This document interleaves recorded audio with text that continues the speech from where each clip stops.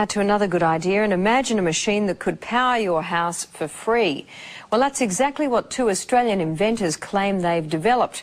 Using magnets and a battery, their new generator has been described as revolutionary, and foreign investors are lining up for a piece of the action. Chris Allen reports. So, John, this is the machine? Yes, this is it, Chris. What's it capable of? Well, it'll power a house. The machine will provide sufficient electricity to run a house and have power to burn. It sounds too good to be true, but inventor John Christie is convinced his machine will change the world.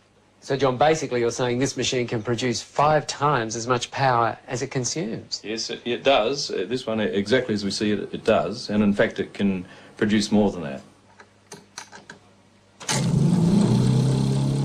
Once kick-started from a battery, John and his partner Lou Britz say this prototype will run for years without stopping, generating 24 kilowatts of power a day. You don't get more revolutionary, I think. I mean, we're talking about something that has the capacity to change the way that the world produces its electric power. It has the capacity to change the way that cars are propelled. It can replace the combustion engine, in fact. John, these are big claims. Are you sure you can live up to them? We don't really need to live up to them, Chris. The technology speaks for itself. I mean, a householder could buy one of these machines and install it in his garage and power his house forever without buying another kilowatt from a retailer. I mean, that's how serious it is. Steve Brassington is an independent electrical engineer. He's seen the machine and backs up everything John says. It's revolutionary. That's the only way to describe it. I think the technology, it's not bending physics, it's just using principles that I guess are commonly in use in power generation today in a different way. These guys have thought outside of the square. Basically, it's magnetic attraction and magnetic repulsion that provide the movement or the moment of the motor. Can you understand why some scientists are sceptical about it? There is no physicist or engineer who has looked at our motor or has looked at our figures who says it doesn't work.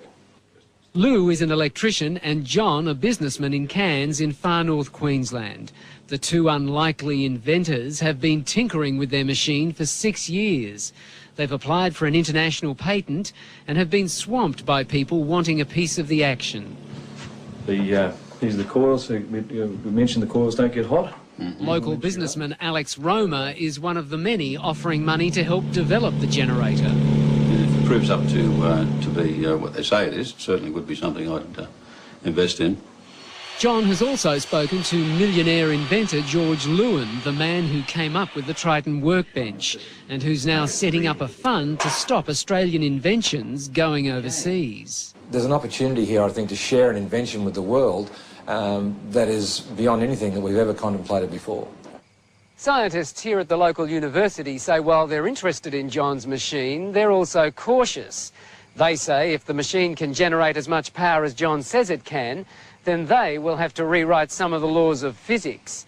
And they've urged people to be cautious about investing in it until the generator has been independently tested.